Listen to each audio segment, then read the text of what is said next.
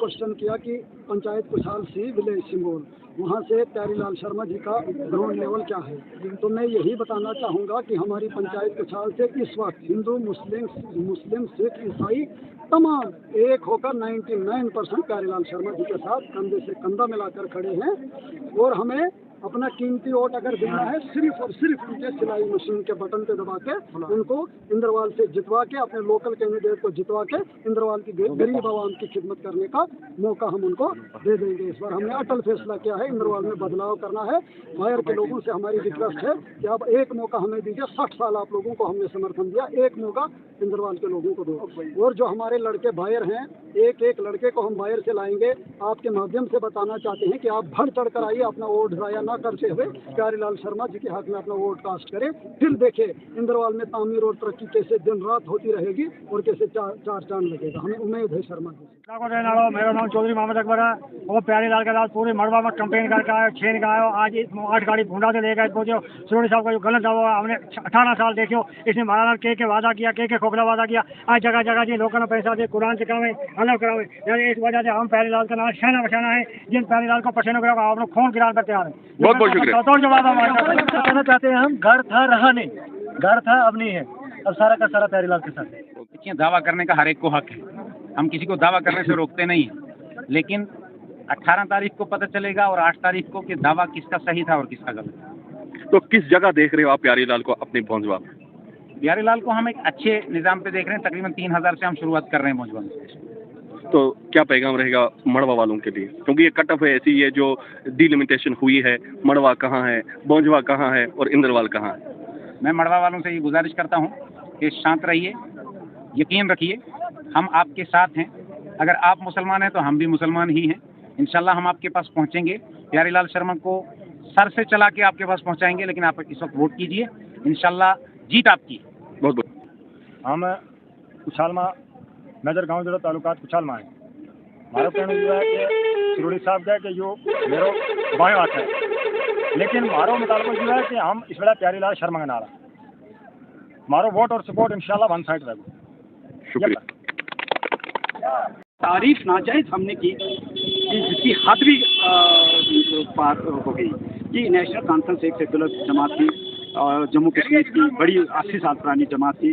इन्होंने बड़ा काम किया है जम्मू कश्मीर के लिए, ऐसी बात नहीं। मैंने पहले भी इनकी तारीफ की। मुझे अफसोस है कि लास्ट एंड तक इन्होंने हमको लटका के रखा कि हम आपको मैंडेट देंगे, लेकिन लास्ट में इन्होंने मैंडेट हमको नहीं दिया। इन्होंने यहाँ साजिश, जो किश्तवाड़ से एक साजिश बनी, सुरूड़ी को लेकर, किश्तवाड़ को लेकर एक साजिश बनाई और पार्टी हाईकमांड के पास पहुँचाई और वहाँ पे इनका जो मैंडेट है शर्मा जी का कटवाया वहाँ से। ये मुझे बहुत अफसोस है।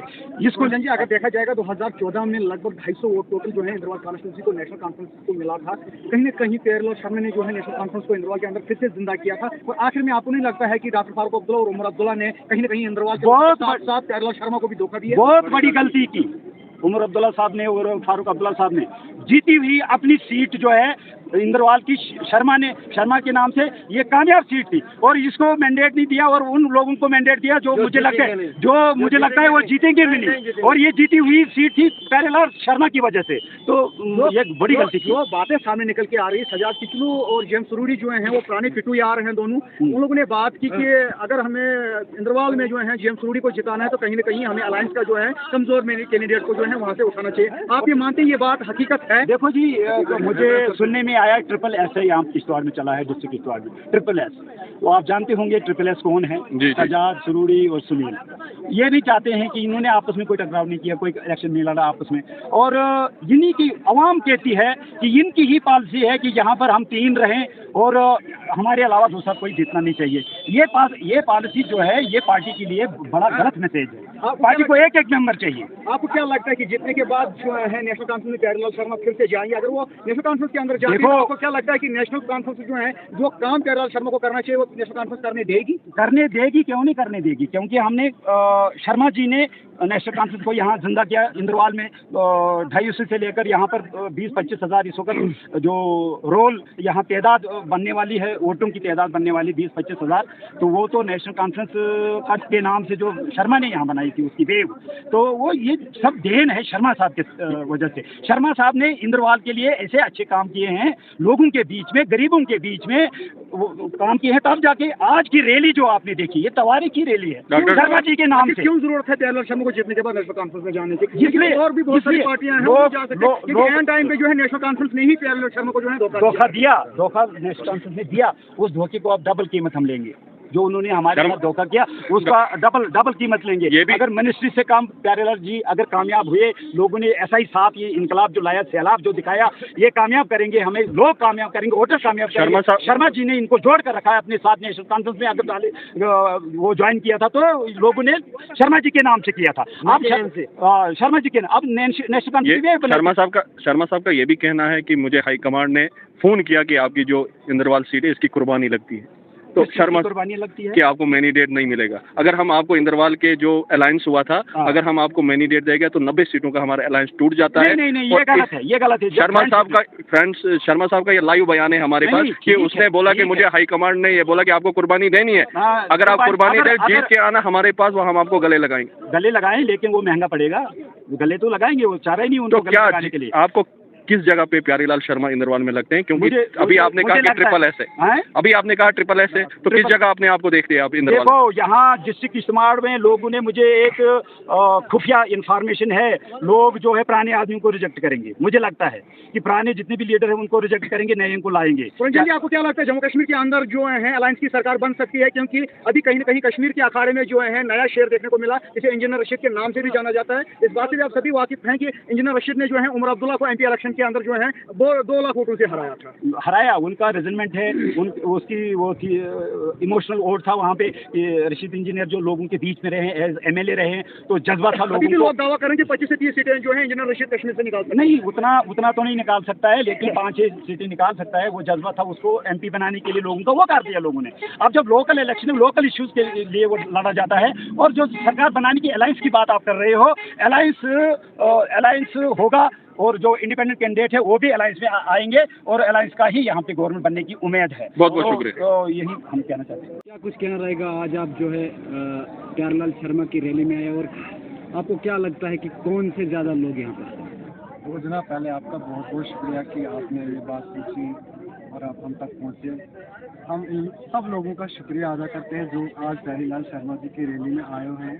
ज़्यादातर जो मैंने नोटिस किया, यहाँ पे पढ़े लिखे नौजवान थे, जो यंग जवान थे, वो प्यारेलाल जी के साथ खड़े हुए हैं। इसलिए खड़े हुए हैं क्योंकि ज़्यादातर नौजवान बेकार हैं, अपनी इस गुर्बत में इस वक्त झेल रहे हैं, इसलिए प्यारेलाल जी के साथ खड़े हैं ताकि वो किसी मकाम तक पहुँच जाए। जैसे कि आप सिगदी से ताल्लुक़ रखते हैं, वहाँ का बीडीसी भी, डीडीसी भी सुरूरी साहब के थे, तो कितनी तरक्की उन्होंने की, और आज आपको क्यों मजबूर होने पड़ा एक आज़ाद उम्मीदवार कैंडिडेट को सपोर्ट करने के लिए? क्योंकि उनका दावा ये है था कि हमने बहुत तरक्की की है। जहाँ तक तरक्की की बात है डीडीसी या बीडीसी या सुरूरी साहब की, तो वो डीडीसी ने अपने घर में की, बीडीसी की भी उसी घर में हुई, उसके अलावा कहीं नहीं हुई। आप जाके देख सकते हो उस नाले में कितनी तरक्की हुई, उस नाले के बाहर कोई तरक्की नहीं हुई।